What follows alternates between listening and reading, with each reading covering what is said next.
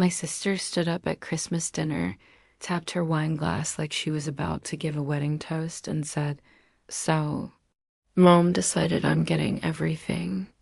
The house, the savings, all of it." Everyone laughed at first, even I did. We thought she was being her dramatic self again.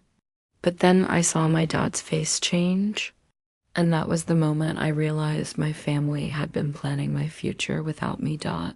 My name is Emily Carter, and 27 years old, and until last Christmas, I thought the biggest drama in my family was whether the turkey turned out too dry or too juicy. We were the typical Midwest family, loud, messy, affectionate in weird ways, and always trying to look normal even when we weren't. We live in a small town in Ohio where everybody knows everybody's business.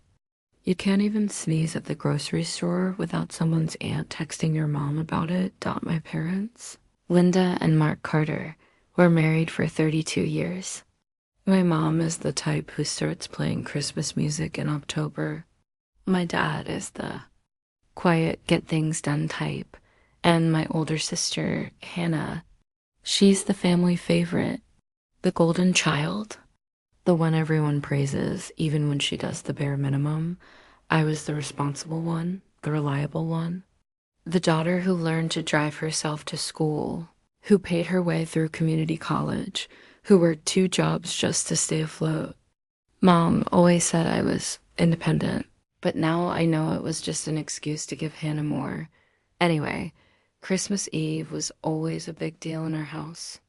My mom goes all out, homemade cinnamon rolls, scented candles everywhere, stockings that she still feels like we're 10 years old. Dad cuts the tree every year himself, even though we've told him repeatedly to just buy one like a normal person. This year felt extra special because Hannah had moved back home temporarily. Her word, according to Mom, she was adjusting. After quitting her marketing job in New York, according to me, she was mooching off our parents again. But I kept those thoughts to myself. My boyfriend, Jake, dropped me off because he had to go to his family's celebration. He brushed snow out of my hair and said, "You sure you're okay going in alone?" I laughed. It's Christmas. What could go wrong? I should have knocked on wood inside. The house smelled like roasted turkey and cinnamon. Christmas lights glowed from every direction.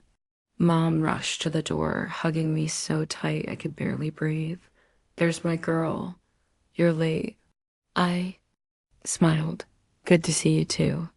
In the living room, Hannah sat on the couch, wine glass in hand, perfect hair, perfect nails, perfect everything.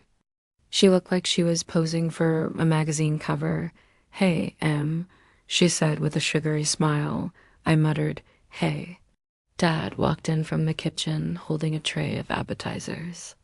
I noticed he walked slower than usual, like something weighed on him. "Hey, kiddo," he said softly, kissing my forehead.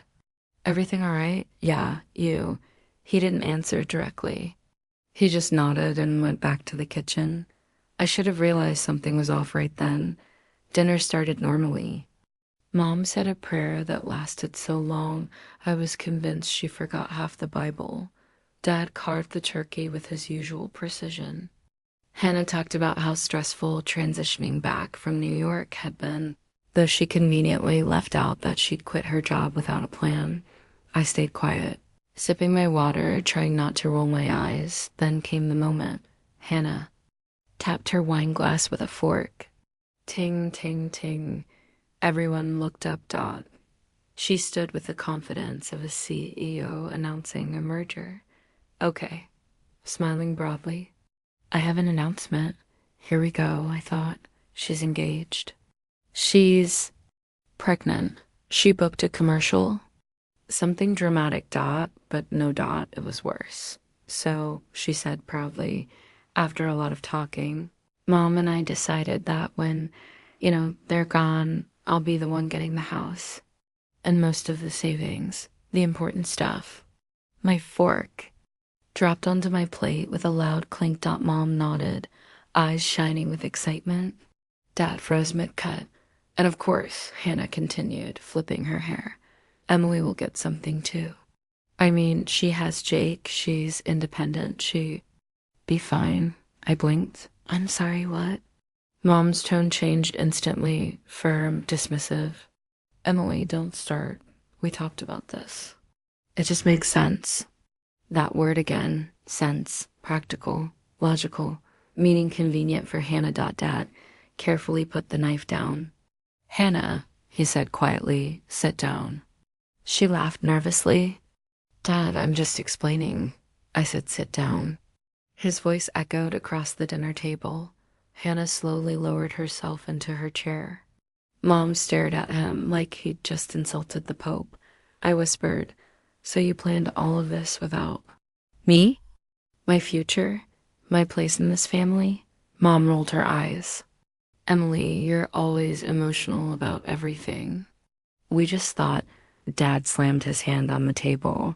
You thought you could make decisions about my money without me? Mom gasped. Hannah's eyes widened. I nearly stopped breathing. Dad stood up. He looked tired, old, but determined. There's something you should all know, he said. I changed my will 6 months ago. Mom stood so fast her chair screeched. You what? He didn't flinch. The house goes to Emily. The savings are split evenly. My pension, Emily gets the larger portion. Hannah's jaw dropped. What? Are you serious? Dad looked at her squarely. You have always gotten everything. And Emily has always gotten whatever was left. No more. Mom shouted, Mark, you're being insane. Dad shook his head. No, I'm fixing what? We messed up. And just like that. Christmas wasn't Christmas anymore. It was a war zone. After the announcement, the atmosphere shattered. Hannah stormed upstairs, slamming her bedroom doors so hard one of the hallway frames fell. Mom muttered angrily under her breath, tears forming but fueled by rage, not sadness. Dad looked exhausted, like the confrontation had drained the last bit of energy from his bones. I helped him gather the plates from the table, my hands trembling. Dad, I said softly, did you really change the will? He nodded. Yeah, went to a lawyer. Signed everything. Why? I whispered. Why now? He set a plate down and leaned on the counter. Because your mother told me last month that she and Hannah were planning the future. She said you'd be fine. That you were independent. That Hannah needed stability. That it made sense. He shook his head, and I realized something, Emily. We used your strength as an excuse to give you less. That wasn't fair. That wasn't love. Tears stung my eyes. Dad, I don't care about the house. I just didn't want to feel invisible. He looked at me with a painful kind of regret. You were never invisible to me. I just didn't know how to push back until now. In that moment, I felt 10 years of favoritism unravel. 10 years of being the background child. 10 years of Hannah first. I'm sorry, he said. Sorry it took so long. I hugged him harder than I've ever hugged anyone. The following weeks were chaos. Hannah avoided me completely. Mom treated me like I had stabbed her in the back. But Dad checked on me more often. Asked about work. Asked if Jake and I needed anything. Left small envelopes for me to help with bills. He even came over to fix things in my apartment out one day. Jake whispered, I think your dad's trying to make up for lost time. He was, and I let him. Then came the scare. Dad had mild chest pains one morning and ended up in the A, not a heart attack, thank God, but enough to shake the whole family. When I visited him, he tapped the drawer beside his hospital bed. Copies of the will are inside, he said. Lawyer's card too, I winced. Stop talking like you're dying. He smiled weakly. I'm not. I just don't want your mother rewriting what I finally set straight. It hit me then. This wasn't about money. It was about him fighting. For me, for the first time in my life, months passed. Hannah eventually moved into an apartment her boyfriend mostly paid for. Mom pretended everything was fine, though her tone with me changed. Polite, distant, slightly guilty. Dad slowly recovered and grew closer to me than ever. One snowy afternoon, we stood outside the house he grew up in, the house he rebuilt 1,000 times.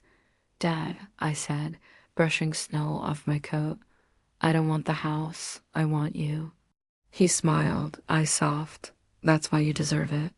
You value things not because they're yours, but because they matter. Tears warmed my eyes despite the cold. I love you, I whispered. I love you too, kiddo. I replay Christmas night often, the clink of the wine glass, the announcement, Mom's proud smile, Hannah's entitlement, and then the way Dad's face changed, because that was the moment everything shifted. I didn't gain a house that day. I gained something far more powerful, a father who finally chose me, a father who finally saw me, a father who finally stood up and said, she matters too. And for the first time in my life, I believed it.